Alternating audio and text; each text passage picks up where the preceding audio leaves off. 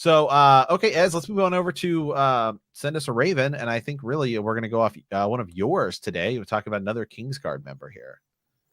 Yeah, so some folks forget about this character. Boros Blount, Sir Boros Blount. We're going to talk about him. I actually remember reading this somewhere, and I remember kind of talking about it. But we've done a lot of work since this first came out. We've talked a lot about Tommen. We've talked about a lot, the Lannisters, things that are happening with Cersei's trial, Marjorie, all of it. I've looked at the Kettle Blacks and the Smiling Knight. It's all connected, as we say. It's all connected, friends. So, an interesting theory, if you haven't heard this, and I think it's pretty well known, but Sir Boros Blount, who is a knight from House Blount, serves in the Kingsguard for Robert Baratheon, continues serving. So when we start, Matt, he's actually a pretty he can hold his own. He's in a tournament. Jorah Mormont actually defeats him in this the tourney at Lannisport, and that's where he wins. And Jorah gets his wife and so on, his first wife and all that. Then his downfall takes place. But so Blunt's not mentioned a lot, but he's mentioned enough that he's significant to George. And I think also Sir Jimmy said this. You were kind of watching. I guess it was someone was covering Game of Thrones and right. Some of the things that were going on. I forget what it was, but it was some channel was covering. Yep, Land's library shows them. They're like booktubers. Yeah. Okay, cool. And I think you said on that Jimmy brought up when George uses alliteration. So Sir Boros Blount, right? Sansa Stark, right? So that when you get that device used, that character is significant in some way. They're important. And originally, when you're reading this, he's not important. He's almost forgettable, but he sticks around. He lingers. So his arc is this, right? He starts off in the Kingsguard. Tyrion wants to move Tommen away for safety. Cersei, they want to move him away. Tyrion wants to put him with Rosby. He's got Jacelyn Bywaters taking him and takes him into custody, but it was Sir Boros who was escorting Tommen and gives him up. And Cersei later says because of cowardice, she kicks him off of the Kingsguard. She says, "You're out. Done." And Tywin reinstates him later because we've had, Manda Mort just was killed and we have other openings. So Blunt is brought back in. Jaime Lannister actually specifically, brings him back in to help with all of this. And Jaime appoints him to be Tommen's sort of, food taster, right? Yes. Just to make sure that he's, because Joffrey was later on, we'll see that Joffrey is killed. He chokes and he's poisoned. So Blunt has to, taste all his food. Now, what's been pretty clear to fans is that he is getting sick. He's the food taster, Matt. His health is declining. He's seen as gray. His appearance is more gray, more pale. He's leaning up against, like when he's watching and he's on guard duty, he's leaning against the wall. He seems to be stumbling somewhat. You can go look. There's tons of evidence for that to see that his health is declining rapidly. All right. Now, let me pull this up. So it's basically who is killing or poisoning Boros Blount. Let me read this here. So we have a couple of different people. We could go over Cersei, Marjorie, Varys, and the Sand Snakes. Those are the four individuals put forward by our Raven today. So as we know, Sir Blount is an incredibly critical condition, or he is in an increasingly critical condition that is rapidly worsening. Some argue that it's simply his age and a lack of exercise. I would disagree. Taking the timeline into consideration, his condition has gone from quite all right and being able to successfully survive the Battle of the Blackwater and later on performing his duties as Kingsguard for almost a year to being on the verge of being bedridden within, let's say, 3 months. Such a decline is very unlikely to be natural, which in turn makes poisoning more likely. The funny thing for us is that virtually everybody has an interest in him being dead, or at least almost dead, or most likely we will never find out, which should make for some nice discussion. Here are some of the potential culprits that I've come up with. So let's go over these individuals and talk about why maybe they would want this Kingsguard. dead. Remember, Matt, the royals, when they are this is interesting, when they are called to a trial by combat, a lot of times if they don't have a champion, it's a member of the Kingsguard, right? They're meant to protect the royal family. The king might even order them to go fight in this trial by combat. So they're supposed to be the best swords in the realm. They're supposed to be those who can guard the king the best, most loyal, all that good stuff. So this is where we'll get into. I bring that up because we get into some of these individuals who are trying to kill him or weaken him because of a trial by combat, possibly. So Cersei, as we remember, she wants Blount to fight against Ser Strong in the trial of 7. For her, it makes sense to weaken him as much as possible, even if his chances to kill Strong are already pretty slim.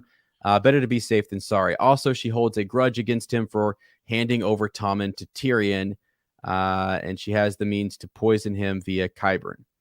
So that's culprit number 1. Culprit number 2 is Margaery Tyrell. When she still had to face a trial by combat, it was in her best interest to have Blount killed, as Cersei's plot of forcing her to choose him as a fighter. So like Cersei was trying to corner her into having to choose that fighter. So if he's dead, she could then turn to a more capable fighter instead of having to resort to Blount. So her brother, for example, might also want to get rid of Cersei, or might want to get rid of a Cersei loyal Kingsguard. So either Margaery or her brother, this idea of loyal Kingsguard to Cersei is upsetting for them. Also, she has the means to poison someone via her grandmother and her spy network. All right, culprit number 3, Varys. One of my favorite theories is that Varys is poisoning him to make him immune to the poison later used on Tommen. Let's go. I don't know if I like the idea of Tommen being killed, but this is crazy, right? That Blount swallows all the poison in Tommen's food is highly unlikely. It is more likely that Varys is poisoning him directly. Another theory is that he is poisoning Blount so he can impersonate him and has access to the entire castle and poisons. So, there's that. The 4th culprit would be the Sand Snakes, and could be in on this for the same reason that Varys is. By getting him immune to the poison, they can poison Tommen more easily. Might also have spies in place, and they also have access to poisoning. So there might be more. I think I saw their list up there where there are more potential culprits, but those 4 right there are pretty interesting. And it's all about either weakening him. So it's 2 things, man. It's either weakening him in a trial by combat situation, or it's to kill Tommen. And I think more likely it's the idea that if he is the one who's eating something, right? He's eating a lot of Tommen's food. Right there's your connection. And he's someone who is trying to poison Tommen is a better question, right? Who is trying to get through him to Tommen? Because we think about Tommen, we've always talked about the idea that this would be reversed, that Myrcella would kill herself, and that Tommen would be the one poisoned.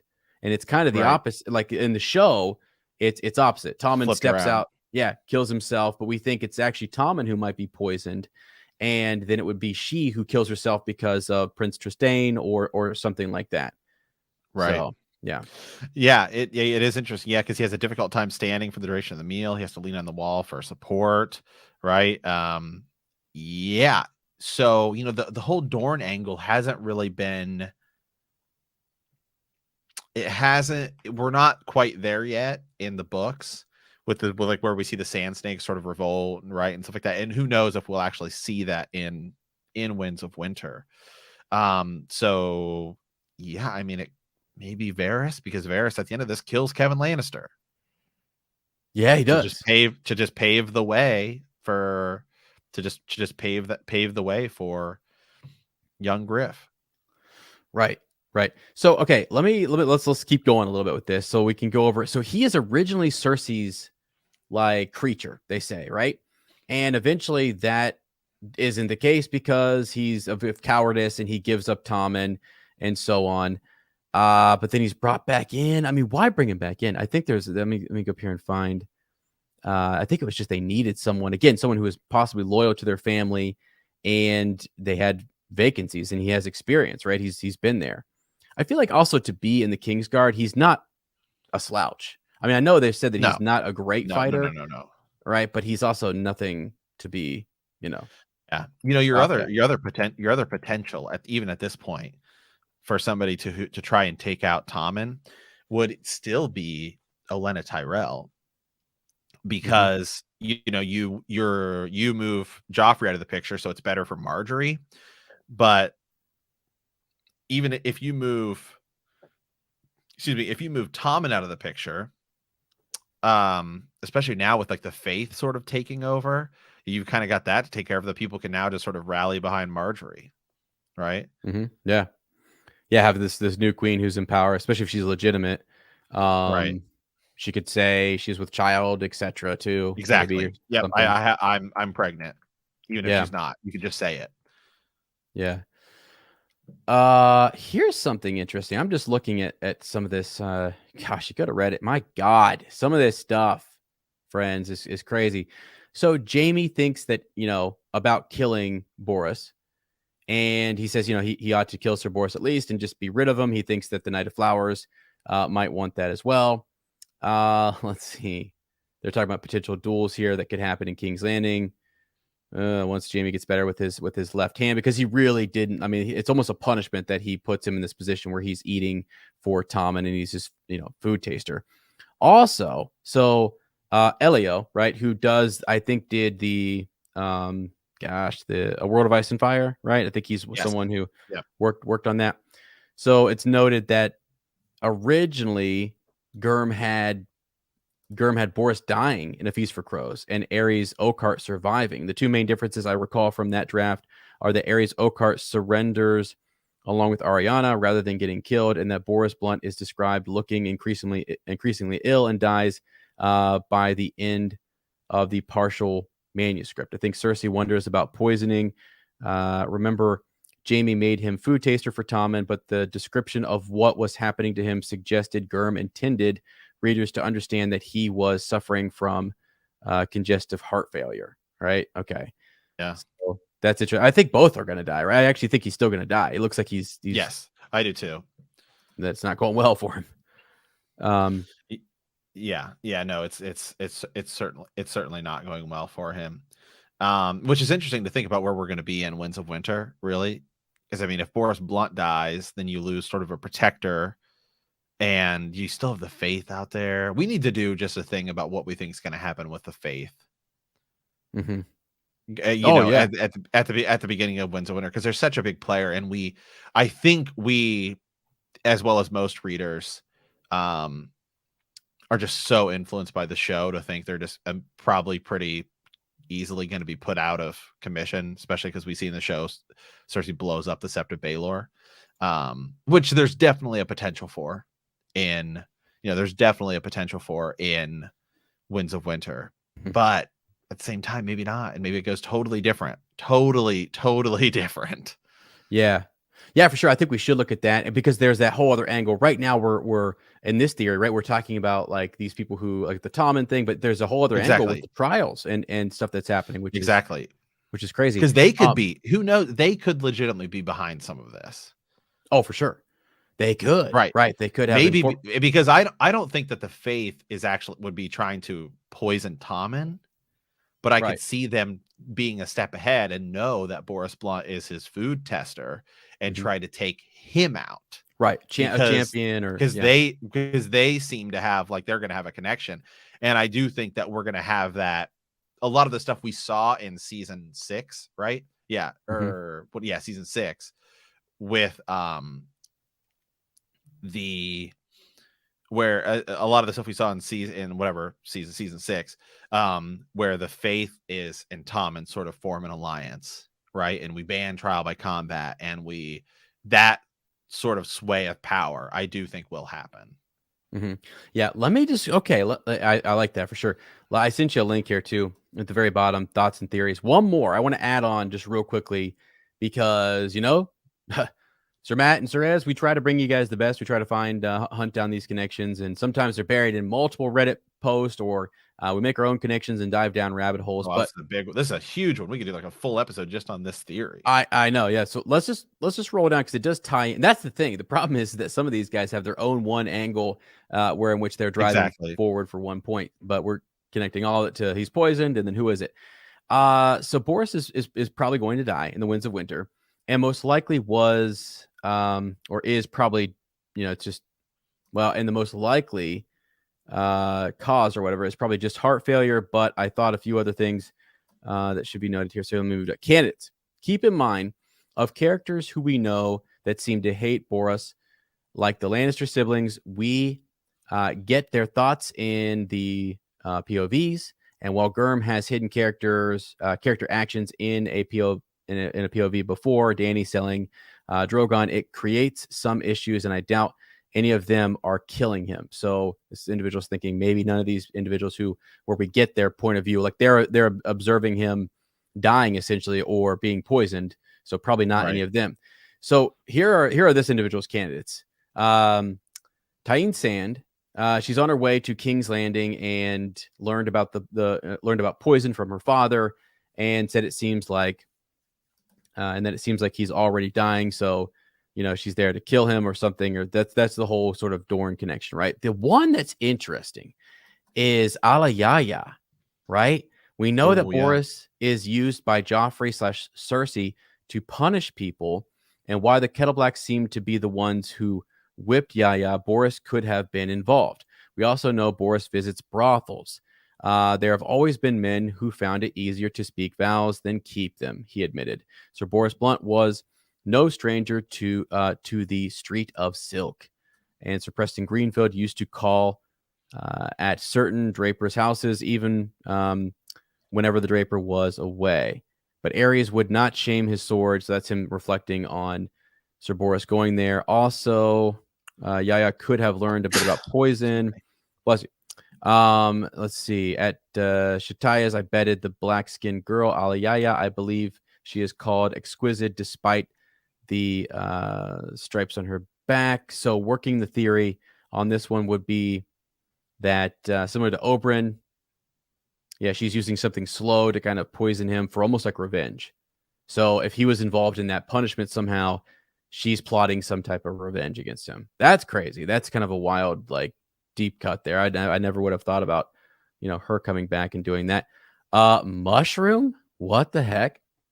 Okay. So this is a pretty weak connection, but I have to read it. He admits it's a pretty weak connection, but we know there are poisonous mushrooms in A Song of Ice and Fire world. We know this. Tyrion finds some at Illyrio's manse and later uses them to kill Nurse. We see Boros taste test mushrooms.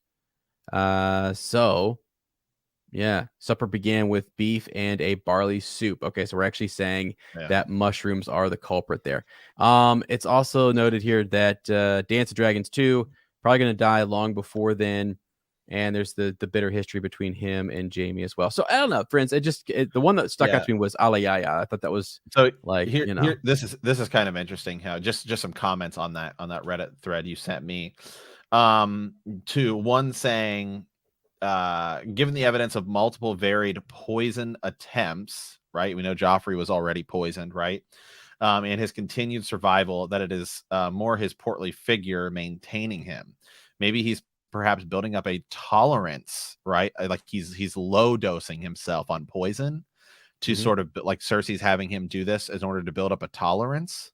So that way, like, Tommen wouldn't be poisoned, right? Like if something like that. So that's kind of interesting. Like maybe Cersei's causing him to do this, so that way, if Tommen is potentially going to be poisoned.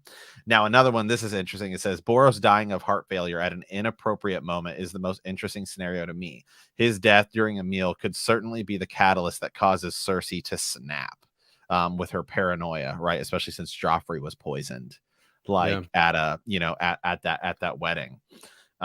So just kind of interesting that that could be the thing that just caused her to finally lose it. Just like, oh my God. Yeah. Freak out. Yeah. Yeah. All right. Well, I like it. I just think, it's an interesting to bring up. I know people forget about him.